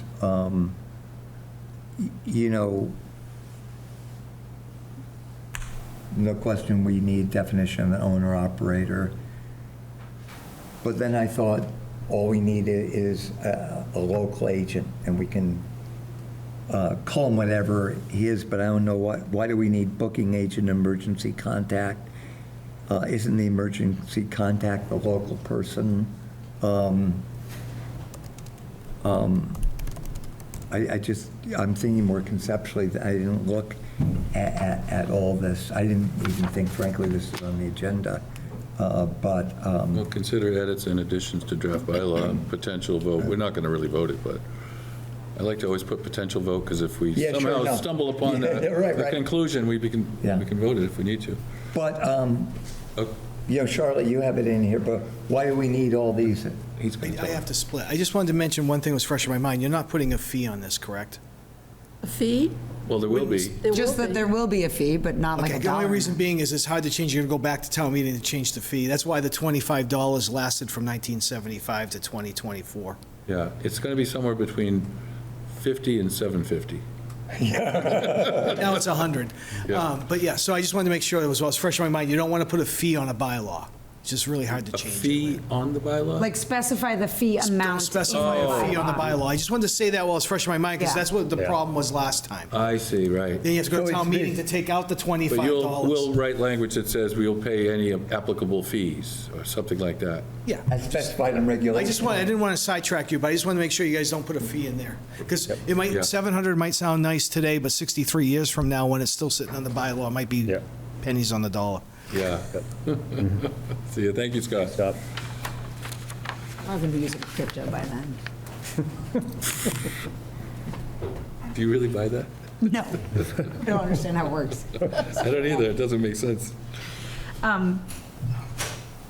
So Tom, you're expressing that potentially there's like redundancy within these various Yeah, I just definitions. think it'd be really simple that we have the owner-operator, and then we have the local contact, and that's the person who's the emergency contact. Well, you want to know if the people are going to be managing themselves, or if they're going to have a booking agent. Because if it's a booking agent, So a booking agent would be the realtor, for example. Probably. Yeah. or it Airbnb, could be the VRBO. property manager, like Airbnb has a host, helper, I don't remember what they call it, but they have a owner's representative type person. So it's actually a thing, and I went to a short-term rental owners group gathering that was up in Hyannis last year. My wife and I went just because, they're trying to make a social kind of a connection out of it, so short-term renters can understand and talk about rules and regulations, because we were starting to talk about these regulations. Yeah. So they wanted to get together and say, well, do you all understand what's coming and how it's going to impact you and so forth? And the buzz was all about how many people have agents that do manage for them. And there was actually a few people there that did use agents. Okay. And there was a few people there that had aspirations to own many of these as a real big business, which was, I didn't say anything, but I was like, you're the guy I'm watching out for. Yeah. Okay, so I get why we, It's just a definition anyway, it's not like it's, Well, and it clarifies that the emergency contact is the owner-operator or the booking agent, and that they're available 24 hours, 7 days a week, and has contact with and so forth. So it really clarifies what they're responsible for. And I think that's a key, one of our goals and objectives was to have that local contact. So I Right. A lot about it is about responsibility and accountability, so be sure that we've fingered somebody, definitely. okay. And so the owner-operator adjacent STR? Tell me what that's about. Well, that's if you, say you've got an ADU, you're living in your house and you have an ADU, or you own the house next door, you can do that and be the owner-operator of those two, because they're right next to each other. Or if you're renting rooms in yeah, your it could house. be in your Right. house. You could have a couple of extra rooms that you rent. You might have 2 listings, room A and room B. Right, I didn't think of that. Is it, And is this a term, Charlotte, that appears elsewhere that, I mean, why couldn't it just be combined? What could be combined? Owner-operator adjacent STR versus owner-operator? Well, it could be, but separating it makes it clearer, so it's just a matter of, that's actually formatting more than the words. I wondered if, do you license the STR or the owner? Say you do own 2, do you have 1 license and it covers both? No. Or do you have 2 licenses? No, 2 licenses, because 2 that's where we're putting the licenses. limit Yeah. on the number of licenses that one person Yeah. can own. I would echo what Tom is expressing, unless, are we treating the operator differently if they are residing in the unit versus if they are not residing in the unit? Or are they treated, for the purposes of this, of our bylaw, are they treated the same, in which case can we define them the same? I think they're just giving these definitions so people will know what their status is. They'll be able to recognize themselves in here. Oh, so when it's they- for the reader potentially. I think so. And so when they're interacting with the Board of Health or whoever's in charge, they'll say, and what type of ownership what's your ownership status? I don't know. Oh, yeah, here it is. Well, in Plymouth distinguished them, if they're owner-occupied, they're calling them partially exempt, Yep. and they are treated somewhat differently. They get off more lightly on what they need to do. There's still the basic health and safety and trash and everything else, but they still to be licensed and conform to all the safety related regulations, but they don't have to do the rest of it. So the owner adjacent, I'm just trying to make sure I'm capturing things. Yeah.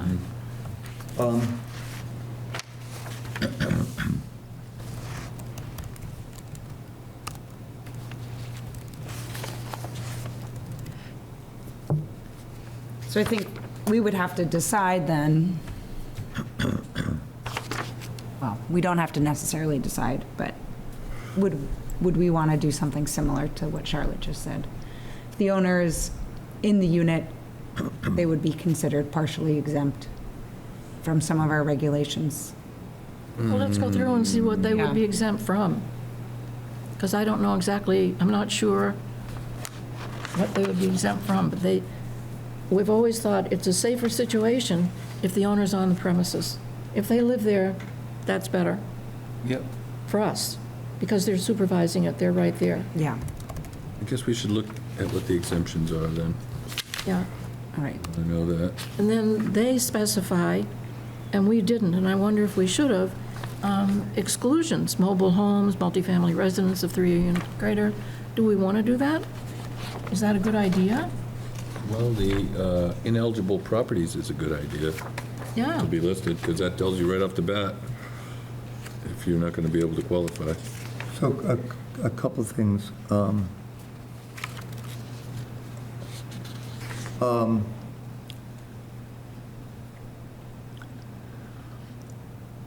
Are we moving owner-occupied short-term rentals into this regulation or keeping them excluded? They're in it. They have to register, they have to abide by the safety guidelines and the trash and the everything else. But under the draft last year, they were exempted. I don't believe they were. No, they were because, Well, we have that draft here. Where does it say that?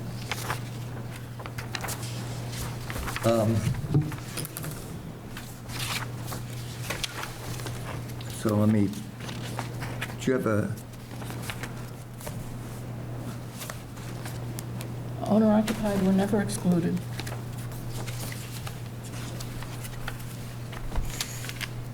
does anyone have a, oh yeah, here. Well, it's here. It's here in the left-hand The column. left-hand side is the original. Right. Give me a second.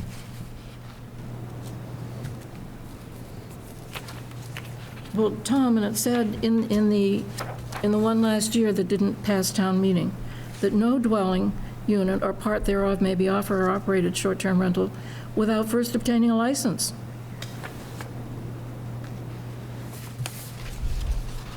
So they're definitely included.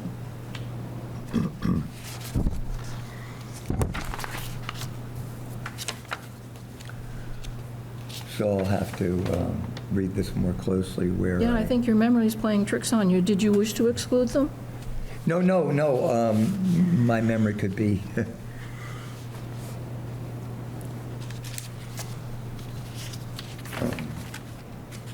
Playing tricks on. Oh, right, here it is. So the definition of short-term rental is excluding commercial accommodations as defined in Chapter 240 of the Falmouth bylaw. And that, you go there and you'll find owner-occupied. No, it's commercial accommodation. That's like a hotel or a motel. Yeah, what that's not commercial short-term accommodation rental. Or an inn. Yeah, An yeah, inn. boarding house. Yeah. So I thought I scoped this out, and the way commercial accommodation was defined.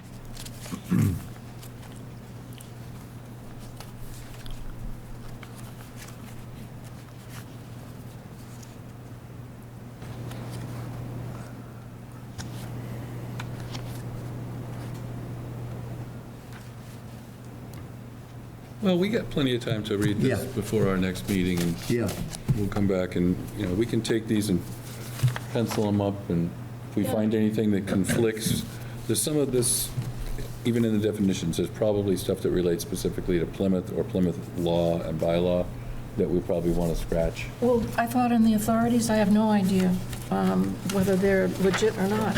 And figure Yeah, I out. don't, Maura can tell us that. Yeah, the town council's going to have to deal with that. Right. I did have one other thought on the definition of owner. Do we think it's important that, the way it's written, it says the natural person who is an owner of the residence that he or she seeks to offer as a STR. So there are other bylaws, whether it's Plymouth or Provincetown, that talked about anyone, an owner is anyone who has an ownership interest in the property. And I think it's important to me, but maybe others disagree, that all owners of a property be listed. And this is just written in the singular. Why do you think that? Why do I think what? That they should That be all listed. should be listed as owners? Because I think it's important to have a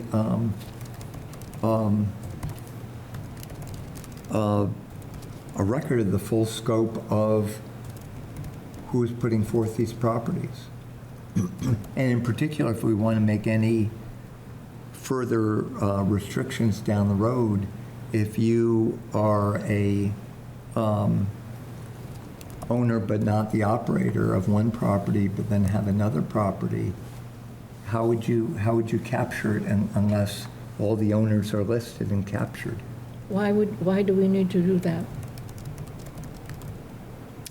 I think if you have the cap of 3, you need everybody on it. Otherwise, if you have a think so, family too. of 5, you have 5 siblings that decide they want to buy a bunch of property, they're all the owners of the 5 properties, and now they have 5 running in their little company, but they just put Yeah. an individual owner Yeah. as the Yeah. owner-operator in each one. Yeah, no, that's, So if you have ownership and you agree that this is going to be used as a short-term rental, you need to take the onus, and You've that's used one, yours. that's one You tick use your against you. check. Yeah, that's really my point. Yeah. Okay. You get one responsible person, because you don't want to have to be mediating family feuds. Yep, exactly. Right, Yep, but then one- you can yeah, We only list it. want one responsible person, but I think That's I right. agree that we want to know who the owners are. Yeah. If Oh, you you're- need to list all the owners, but Yes. only one is the Yeah. responsible They all have to be person? natural No, that- persons, but there has to be the full list of the ownership of the property needs to be Right. included. Because Yeah. otherwise they're going to get away. They Yeah. have 50 Otherwise, they're instead of just gonna 3. Yeah, rotate. exactly. So I really like the language in, whether it's Provincetown or Plymouth, but anyone who has an ownership interest in a property that's being offered as a STR as an owner. But one person is the person responsible. I agree with that completely, yeah. Yeah. Shall Yeah, be so the operator. we're not trying to call 5 Yeah, oh, different people. absolutely. Right. Yeah, we to want figure out one who's person. Completely agree. One neck per noose. Yep, yes, there you go.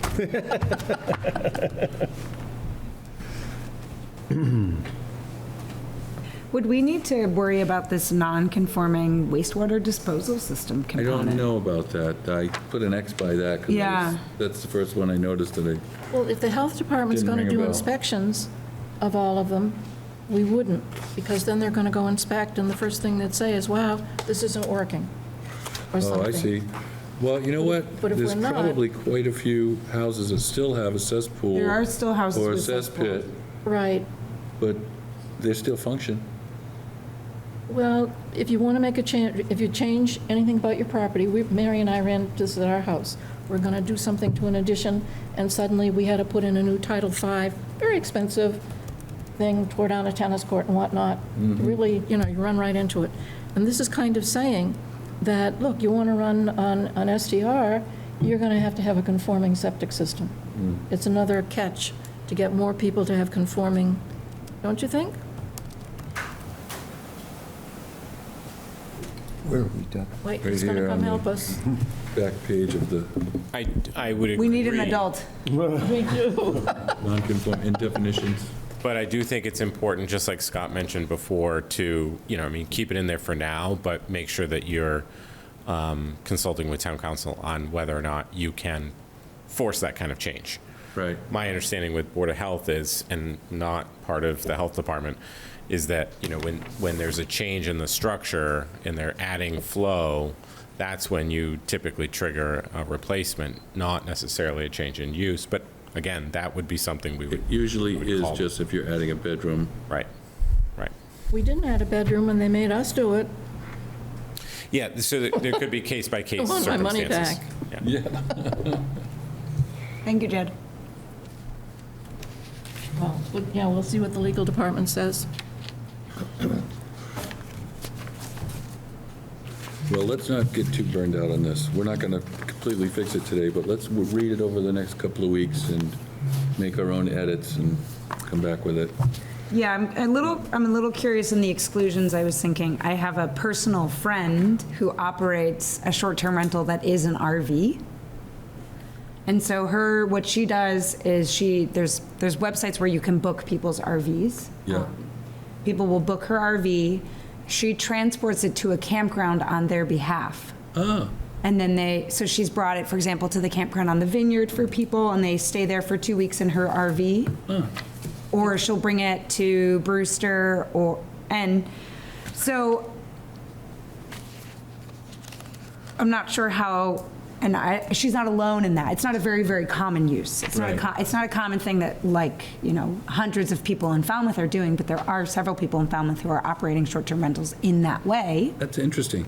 They're not staying in the RV on her property because that would be illegal, right? There's no harm to that, though, if you're doing it in a, If she's transporting it to a campground, I would see no reason why that would be a prohibited situation. If that RV is, I don't think we could prohibit that anyway. because it's not impacting Falmouth housing, it's going to Shawnee Kroll or, And it's not impacting even our own town, How- for that matter. Jed, how are those campgrounds licensed or registered? How do you mean, like the campground in town? Well, there's the glamping one, Right. but there's also the one on John Parker Road, Thomas Landers? Thomas Landers. Yeah. Right, right. I don't know if both of those sites have special permits and site plan review, but I do know that they came through the planning board for site plan review. I would imagine they are considered a commercial accommodation, but again, I'd want to look back at their permitting history, because you are exchanging money for, temporary transient style housing. I think that, in this case, the reason it's in the bylaw, they don't want trailers on people's Yeah, property. they don't want you to- Exactly. Yeah. Being Yes. rented. Yeah, Yes. but, yeah, we have to just make sure that we are writing the exemption in Right. such a way that it's not like, you can't have an RV that you rent at all on your Yeah. property in Falmouth. Yeah. And, you can't rent it on your backyard, but you can park it there and bring it where you need to bring it. Well, and we don't want So people it- buying trailers or something and bringing them on Yeah. their lot and Yeah. renting them out. Right. It just, But the question, and I think the answer might be yes, but the question is for your friend, is that a license? A short-term I don't rental think it license? right, is that even a short-term rental license? I don't think Yeah. it is even. Not sure. It's It's an interesting. excellent question, because if you never actually bring it to anywhere in town, Does it fall under the Does it qualify? purview of Oh, this? but doesn't she have to get, if she puts it But on she has to put it, Airbnb? she has to have a DOR number because she sometimes puts it on Oh, okay, so she's Airbnb. going to come Right. up. So we maybe don't want that exclusion, or put language in that says we won't use it unless it's in a certified campground or, right, it's just one of Yeah. the items that you want to keep track of, Right. because I have seen that. Yeah, well, then could the campground that's already there, if they've got any more land, could they buy a couple of old trailers and start renting them out? oh, they do anyway. Do they? Yeah, they have cabins. I saw one They for have sale, cabins and true. the campground. Yeah. I was like, oh, look, there's a house on Zillow that I could afford. Oh, it's a it's a trailer. campground. Trailer at the campground. And a Not lot that of I- people find that, so I was camping this summer over at the one on Thomas Landers Road. I have a trailer 25-foot trailer that I go camping once in a while. So when we bought it, we wanted to go locally just to make sure everything worked. It was a secondhand trailer. The kid next to me, him and his wife and 2 kids were living in this little tiny camper that they bought brand new to get through the summer because they live on the vineyard. Oh, yeah. And he would go over to the vineyard Monday morning and work all week and come back Friday afternoon, and the wife and kids stay in the little campground In the campground. for the summer, because they got to get out of their house in the summer because it's a summer rental. I have a friend that goes to a campground on the Outer Cape, Truro, somewhere, there's a big campground, and she goes there every summer so that she can rent out her house. Yeah, I guess it's common. She It thinks is. it's common. I guess it is. Yeah, really common. I did, in the Plymouth regulations, I did notice that they put specifically in theirs, and I didn't see it in ours, is they include boat in there. Oh, Boat, because we do have a lot Oh, of we harbors. do? We have houseboats in Woods Hole, like if somebody starts getting into that, and they're like, Right. oh, I can exempt myself because I have a boat, I don't have to get my that's a STR. good point. So it's probably, since we do have so many coastal harbors, that we add Yep. into it. People put those houseboats into auctions, that, they'll auction it Yep. out for a charity thing. Yep, yep. Yeah. Good point. And then I think it's good to have this ineligible properties component, right? That property that's subsidized in any way from these various funding sources is not an allowed use, right? Right. And the state wrote it into their ADU law, too. Yeah. Yeah. Do you want to jump back to, we kind of went right past number 3 and get into the editing, because it kind of just was the way our conversation went. But can we go back, take a break from this for a minute, and go back to item number 3? Just want to kind of see if we can put this to rest. Yeah. Because we've talked about a few times, we kind of just assumed it would be a general bylaw. That was the advice of town council, that it should be a general bylaw. but I think Bob Ahmet made an interesting point where he said that, we're making something legal that's really not, and maybe there should be limits on how many of these are ever going to be in town. And one thing that occurred to me while Charlotte and I were talking, or maybe it was afterwards, that we could just make this a registration of anyone that's existing, and then potentially consider using the zoning bylaw to make future ones have to be some sort of a permit process, like a special permit. Bob Ahmet said it's a pretty important impact to a neighborhood. Like when you want to do something big to your house and it's pushing the limits of the lot size or whatever, you have to get a special permit. So Bob suggested that maybe you allow all the ones that are here now, but make it a little more challenging for the next person that comes down the road, and maybe there should be a special permit process. So I just wanted to throw that out there. Mr. No I think just Mr. got up. Cornock wants to say. I'm only here to answer questions if you Okay, have them. what do you think?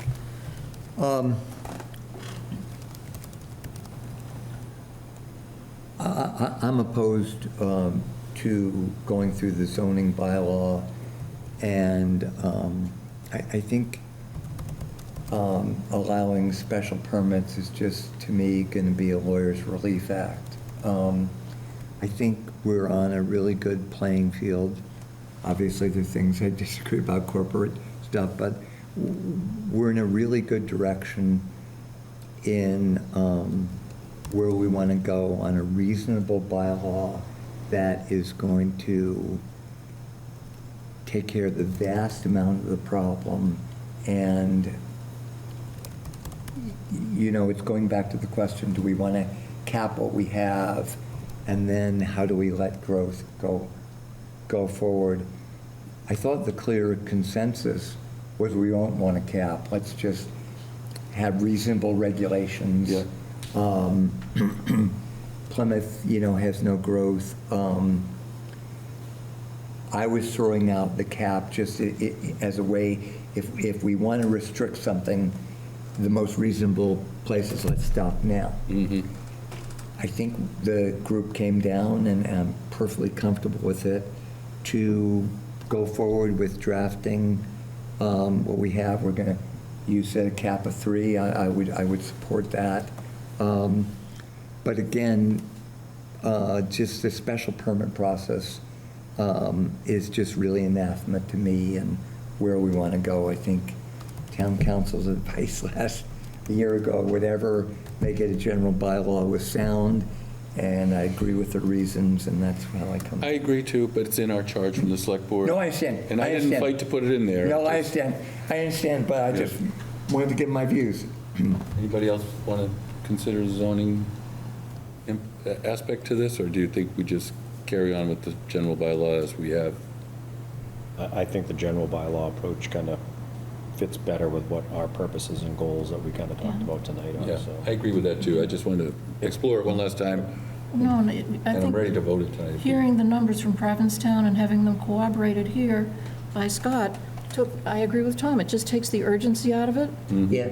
a lot. And at the point that I thought that it was, mushering out of control, sure, do whatever you can to clamp down on it, but we're not in that situation. Yeah, I was pleasantly surprised too. Yeah. Would you accept Makes a a difference. motion? I would.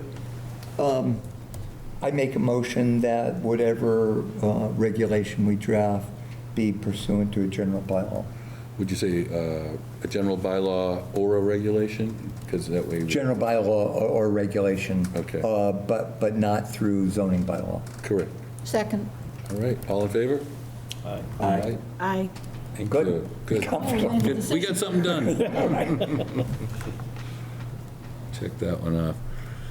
And I think we've refined our purpose and objectives pretty well.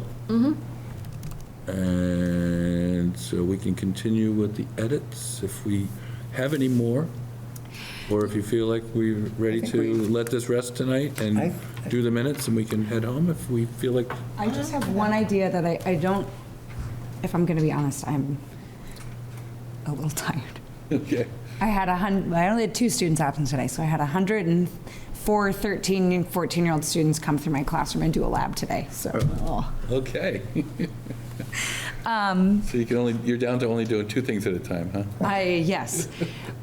I really like the idea of having this required posted information. I've stayed in some short-term rentals where from the registration process I had to go through, it was very clear that they've been maybe a problem in that neighborhood in the past. And so I was required to do quite a bit of stuff. And I did like, when I got there, I had some emergency information present. I had contact person present, and this information was available to me. One thing that I think would be a potential requirement for posting is also how an occupant of a short-term rental can notify our town if there is something really wrong. I was just talking to someone who had family from out of town. They were staying in a short-term rental somewhere in Falmouth. The smoke detectors weren't working. You know, it was this kind of a basement dwelling that had been very poorly represented in the photographs. Shocking. And so they didn't really know, do they have any recourse to report that to anyone? It was, who could they tell? Health agent. Right, but, so is that something that we could consider also, making available to occupants information about, if there are problems in this rental, they're safety or health related? Yeah. Here there are should people be. you could contact. That should be part of the posting. I agree. And then again, it's a further incentive for operators to maintain units that are healthy and safe for their occupants. Yeah, good point. When you first came, Liz, to last year, and one of the things, the idea that you brought was at the time when we really thought we might be losing long-term rentals to short-term rentals, that we should have some system for paying people to keep it as a long-term rental. And I don't think it would be part of this. That's our next project. Yeah, but that Yeah, is another right. project, right. That's the, Yeah. I can send you the slides I presented at the last Affordable Housing Committee meeting Yeah, about that very idea. right. and the Assembly is trying to move forward to get the Real estate. real estate Transfer transfer fee to fund affordable housing. Yeah. They were We supposed to- petitioned for that in Falmouth, but we were unsuccessful last Right. year. So they're trying to motivate, more inertia so that helps the few towns that have filed for it. I think there's 4 on the Cape that have filed. So Doug, I feel tired and ready to go to the minutes, and Let's go. Yeah.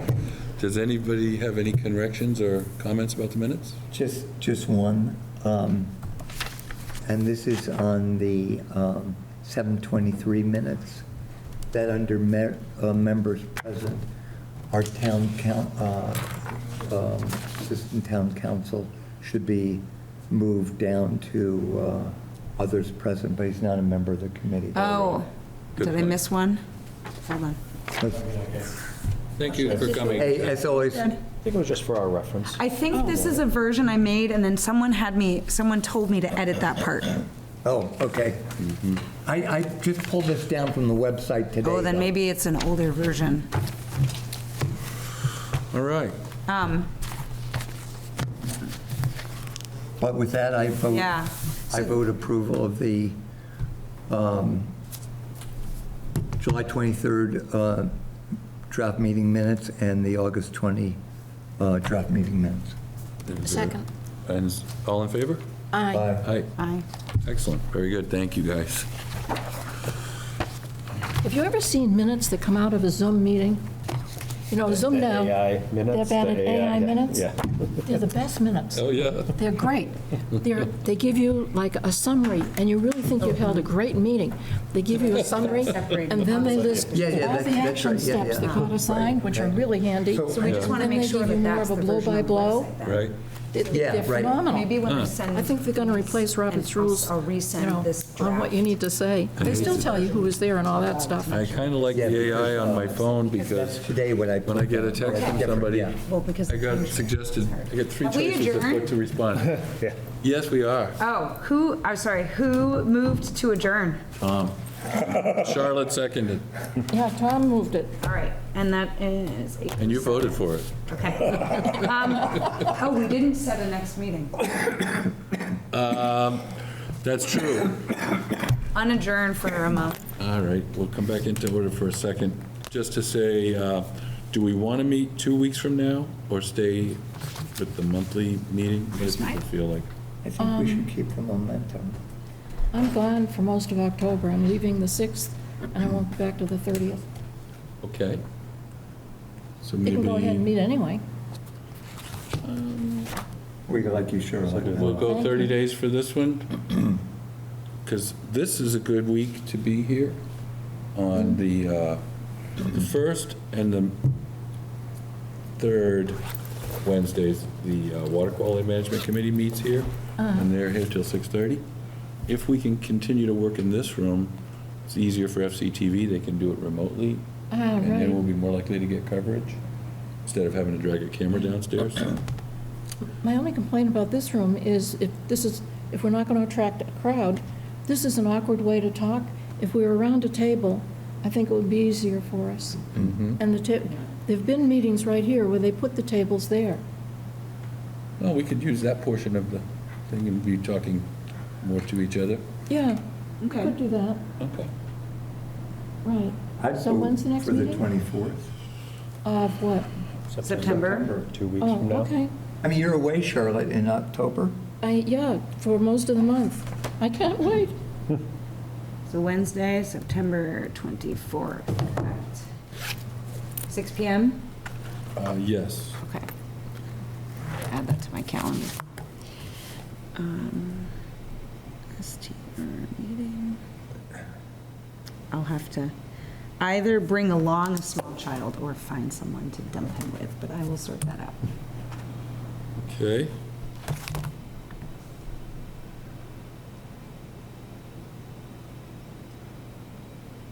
Now, a motion to adjourn? Second? All those in favor? Aye. Aye.